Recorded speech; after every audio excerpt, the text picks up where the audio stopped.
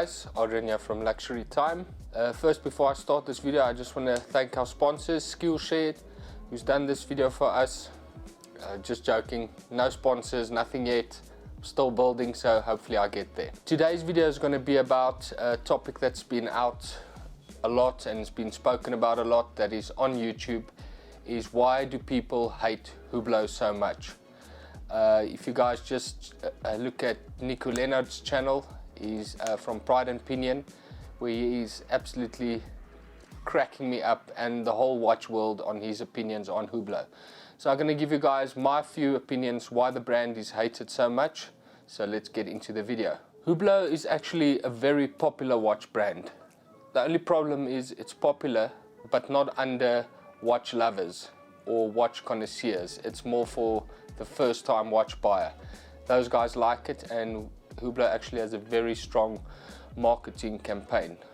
For me, I see guys that wear Hublot as gangsters, rappers, lotto winners, big contract winners. So people who have actually become rich quite quickly, they immediately dive into a Hublot. So you'll find a lot of people that are actually watch collectors and know watches. They might have a Hublot in their collection, but it's definitely not their first watch. Normally the guys who would buy Hublot, as I've mentioned, are the guys who've made quick money and they do not really know watches, if you understand what I mean. It's not a movement thing, it's not a precious metal thing. They're purely buying the hype into the name of wanting to go out and say, I have a Hublot watch, or show off the Hublot watch amongst friends. So it's purely, for me, it's like a trophy watch that someone would want. They do not really know what other people know about watches, but they just want to show off that they have an expensive watch. Then as dealers, you can ask most of watch dealers around the world, especially guys that are on the grey market like myself. I'm not talking Hublot boutiques or authorized dealers. Hublot probably has the worst resale value, and myself and as a lot of the watch dealers have, you probably have your biggest fights with clients when they come in and wanting to sell a Hublot watch. When I have clients that bring me a watch, they would have paid 500,000 for the Hublot. You're going to be lucky if someone buys it back from you for 150,000 Rand, and then you absolutely shit your pants and you don't know why you've lost this amount of money, because it's a limited edition to 50 pieces in the world and it's all this hype. But actually, at the end of the video, I'll just show you an example of what you're actually getting when you're buying a Hublot. I'm just going to use an entry level as an example. Some of the higher end stuff is, they have advanced a little bit, in my opinion. Another reason why I believe Hublot is absolutely tanks in value like it does is because it has a limited edition for basically anything that happens. Any celebration or a new car release, a new soccer team, rugby team. If someone brings out a new thing, Hublot would bring out a limited edition. So I think the guys at Hublot probably have the best job in the world, because you have celebrations all year round. Smoking, you must be smoking pot and crack cocaine in the office there 24/7, because every time you're creating something new, and there must be a party for that. I've made a list here of just some of the limited edition watches that Hublot actually produced. You can go onto Google and just search it. It will keep you busy for days to try and figure out how many limited edition watches there are. So here's just a few.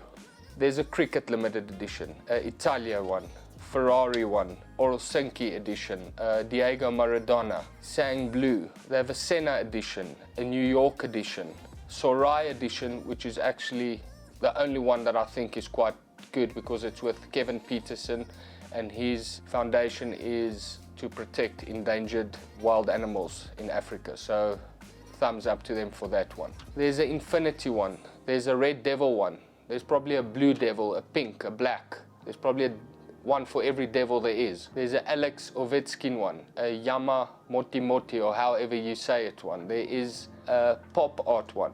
The list goes on. For every celebration Hublot has created a limited edition. If I was the guys at Hublot, I would put Ricardo Guadalupe in a hotel room, give him a bottle of brandy, and have him serve himself a drink and make a limited edition for every single drink that is made. So make a Hublot Clip Drift edition of, if he can maybe last 50 drinks, limited edition to 50 pieces, because that's basically the way they are producing watches. Every little thing is a celebration or a limited edition.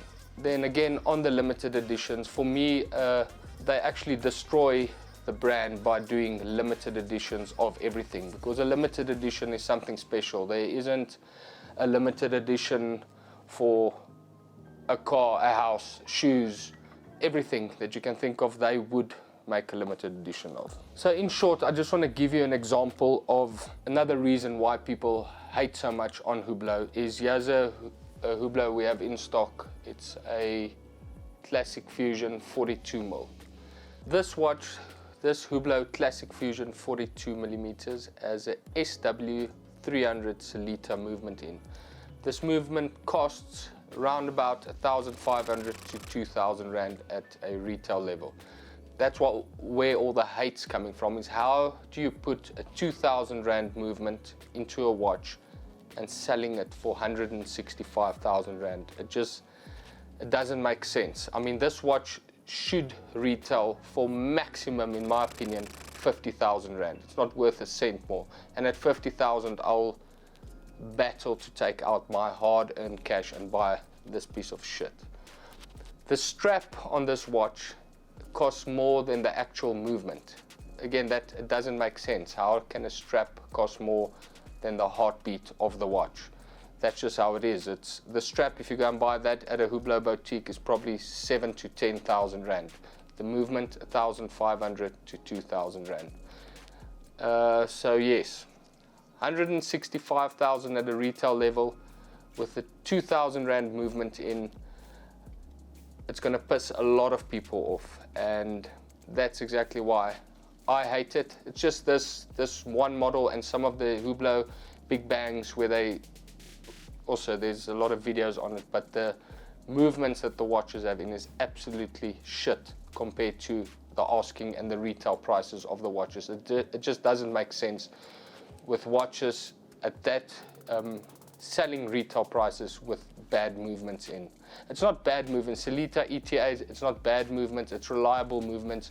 But for me, it's like putting a Toyota engine in a Ferrari car. A Toyota engine in Toyota, you can justify the price. A Ferrari engine in a Ferrari, you can justify the price.